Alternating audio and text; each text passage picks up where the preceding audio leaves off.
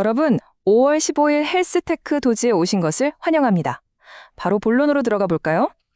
오늘 살펴볼 자료들은 제약 R&D 파이프라인에서 AI가 보여주는 엄청난 잠재력과 그 이면에 숨겨진 아주 차갑고 엄격한 규제의 현실을 다루고 있습니다. 이번 해설에서는 낙관적인 미래학자 레오의 시각과 데이터 무결성을 최우선으로 치는 현실주의자 사라의 팽팽한 논쟁을 따라가 볼 텐데요. 자, 숫자와 성능 지표, 그러니까 그 유명한 AUC 너머에 진짜로 무엇이 있는지 우리 함께 파헤쳐보죠. 이 도발적인 질문 하나로 시작해보겠습니다. 통제된 실험실에서는 기가 막히게 완벽한 정확도를 보여주는 모델들이 대체 왜 실제 임상시험만 가면 맥을 못 추는 걸까요? 레오 같은 낙관론저들은 실험실 환경에서 0.99를 찍는 그야말로 압도적인 AUC 수치에 열광합니다. 하지만 사라는 바로 이 질문을 던지면서 우리를 현실로 확 끌어내리죠. 아무리 랩에서 날고 기어도 병상에 누운 환자에게 안 통하면 솔직히 무슨 소용이 있겠어요. 여기서 아주 극명한 대비가 생깁니다. 이른바 실험실 정확도 대 임상적 현실이죠. 사라는 이런 순수한 예측 수치에만 목을 매는 걸 AUC의 환상이라고 부릅니다. 이 환상이 진짜 무서운 이유는요, 알고리즘이 실제 임상 현장으로 넘어갈 때 발생하는 도메인 이동이라는 치명적인 문제를 싹 가려버리기 때문입니다. 훈련할 때 쓴 데이터랑 실제 환자 데이터 사이의 그 미세한 차이, 바로 그것 때문에 완벽해 보이던 알고리즘이 실전에서는 그야말로 처참하게 깨지게 되는 겁니다. 그럼 도대체 뭐가 문제일까요? 첫 번째로 맞닥뜨리는 벽은 인구 통계학적 데이터의 사각지대입니다. 여기서 아주 흥미로우면서도 골치 아픈 충돌이 일어납니다. 바로 개인정보 보호와 형평성의 싸움이죠. 유럽의 GDPR 같은 빡빡한 데이터 보호 규정 때문에 인종이나 민족, 사회 경제적 지표 같은 핵심 데이터 수집이 꽉 막혀버리는 현실을 사라는 지적합니다. 환자 프라이버시를 지키라고 만든 규제가 아이러니하게도 의료 AI에게는 엄청난 눈가리개가 되어버린 셈이죠. 이러다 보니 우린 피할 수 없는 딜레마에 빠집니다. 프라이버시를 철저히 지킬 것인가? 아니면 공정한 AI를 위해 제대로 감사를 할 것인가? 레오와 사라도 이 지점에서 강하게 부딪힙니다. 인구 통계학적 데이터가 쏙 빠져버리면 그야말로 거대한 사각지대가 생겨버리거든요. 데이터가 없는데 이 AI가 특정 소수 집단에게 불리한 건 아닌지, 편향성은 없는지 어떻게 검증하겠어요? 사실상 불가능해지는 거죠. 자, 파이프라인을 위협하는 지뢰는 또 있습니다. 그것도 우리가 매일 쓰는 아주 익숙한 도구 안에요. 만약 연구 속도를 높이려고 쓴 생성형 AI 도구들이 완전히 조작된 가짜 데이터를 규제기관 제출 서류에 몰래 끼워 넣는다면 어떨까요? 사라는 우리가 생성형 AI를 너무 무비판적으로 믿고 쓴다고 경고합니다. 데이터 하나하나가 생명줄인 제약 R&D에서 이 근거 사실 자체가 오염된다는 건 그냥 재앙이거든요. 그 오염의 규모를 들으시면 아마 깜짝 놀라실 겁니다. 최근 250만 건의 생애학 논문을 싹 다 감사해봤더니 거대 언어 모델이 만들어낸 가짜 인용문이 리뷰 논문 1만 건당 무려 57건이나 발견됐습니다. 이 57이라는 숫자, 그냥 귀엽게 봐줄 단순한 오류가 아닙니다. 학술 문헌의 뿌리 자체를 뒤흔드는 대규모 오염이 이미 쫙 퍼지고 있다는 아주 확실한 증거죠.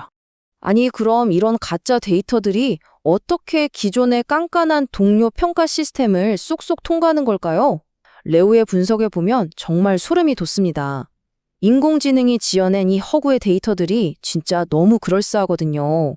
기가 막히게 자연스러운 제목에 양식도 완벽하고 심지어 진짜 활동하는 연구자 이름과 그럴듯한 출판 연도까지 가져다 씁니다. 이런 교묘한 수법들 때문에 사람이 하는 전통적인 필터링이 완전히 무력화되고 있는 겁니다. 바로 이 대목에서 레오와 사라의 의견이 팍 갈립니다. 레오는 이런 가짜 데이터가 실제 규제기관의 최종 서류까지 망쳤다는 확실한 증거는 아직 없다면서 이걸 아직 오지 않은 가상의 미래 위험 정도로 봅니다. 하지만 사라는 절대 안 물러서죠. 이건 파이프라인의 수익성, 그러니까 돈줄과 직결된 문제라면서 소 잃고 외양간 고치기 전에 지금 당장 즉각적인 절차적 보호장치를 만들어야 한다고 묻박습니다. 이렇게 엎치락 뒤치락 하던 논쟁은 결국 하나의 명확한 해결책, 바로 절차적 거버넌스로 모이게 됩니다. 핵심은 이겁니다. 속이 까맣게 안 보이는 완벽한 블랙박스를 만들겠다고 헛심 쓰지 말자는 거죠. 그 대신 규제기관과 의사들 모두가 고개를 끄덕일 수 있는 투명하게 감사 가능한 프로세스를 만드는 데에 집중해야 한다는 뜻입니다. 성능 쥐어짜기에서 절차적 신뢰 쌓기로 완전히 게임의 룰이 바뀌는 순간이죠. 자, 그럼 이 절차적 신뢰를 어떻게 쌓을까요? 그 탄탄한 다리 역할을 하는 게 바로 설명 가능한 AI, 즉 XAI입니다. 레오도 이 부분에선 아주 열정적으로 동의하는데요. XAI는 단순한 기술적 기능 그 이상입니다. 데이터 과학자, 의사, 규제기관까지 입장이 다 다른 사람들의 눈높이에 맞춰서 AI가 왜 그런 결정을 내렸는지 투명하게 보여주고 추적하게 해주고 책임을 명확히 지우는 필수 구조인 거죠. 투명함 없이는 신뢰도 절대 없습니다. 그렇다면 실무에서는 이 거버넌스를 어떻게 써먹어야 할까요? 사라는 아주 좋은 사례로 유럽의 알타이 프레임워크를 꺼내듭니다. 인간의 개입과 감독부터 시작해서 기술적 경고성, 프라이버시, 투명성, 다양성, 사회적 웰빙, 그리고 책임성까지 이렇게 7가지 핵심 기준을 쫙 세워둔 건데요. 파킨슨병을 예측하는 AI 프로그노시스 프로젝트가 바로 이 7가지 요소를 개발 초기부터 끝까지 시스템에 찰싹 붙여서 내재화한 아주 훌륭한 모범 사례라고 할 수 있습니다. 이런 깐깐한 거버넌스는 디지털 바이오마커를 검증할 때도 그대로 적용됩니다. 레오는 이걸 V3 프레임워크라는 3단계로 아주 깔끔하게 정리하는데요. 첫째, 스마트워치 같은 센서가 생체 신호를 제대로 뽑아내는지 확인하는 검증 단계. 둘째, 알고리즘이 그 신호를 정확한 특정 값으로 잘 바꾸는지 보는 분석적 타당성 검증. 마지막 셋째는 그 특정 값이 환자의 건강 개선 같은 진짜 의미 있는 결과로 이어지는지 증명하는 임상적 타당성 검증입니다. 이 산을 다 넘어야 원시 데이터가 비로소 쓸모있는 임상 지표가 되는 거죠.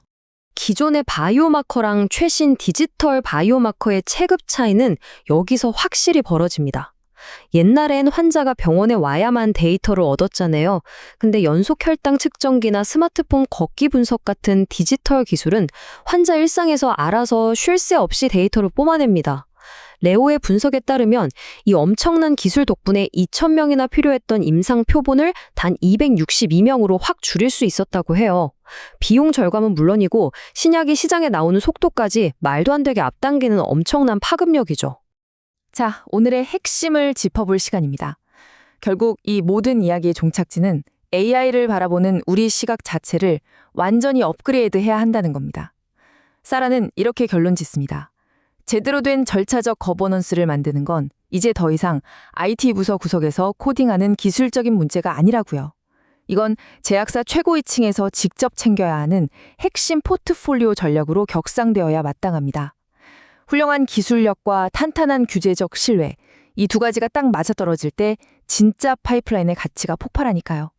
오늘 해설을 마무리하면서 여러분께 좀 묵직한 질문을 하나 던지고 싶습니다. 지금 여러분이 가진 임상 AI 파이프라인은 겉만 번지르르 하고 속은 알 수 없는 완벽한 블랙박스입니까? 아니면 떳떳하게 감사받을 수 있는 여러분만의 강력한 경쟁적 해자입니까? 실험실 안에 헛된 환상을 조칠지 아니면 모두가 믿고 쓸 수 있는 절차적 거버넌스를 최우선으로 할지 그 선택에 헬스테크의 미래가 달렸습니다. 오늘 분석은 여기까지입니다. 깊이 고민해 보실 만한 주제였기를 바랍니다. 감사합니다.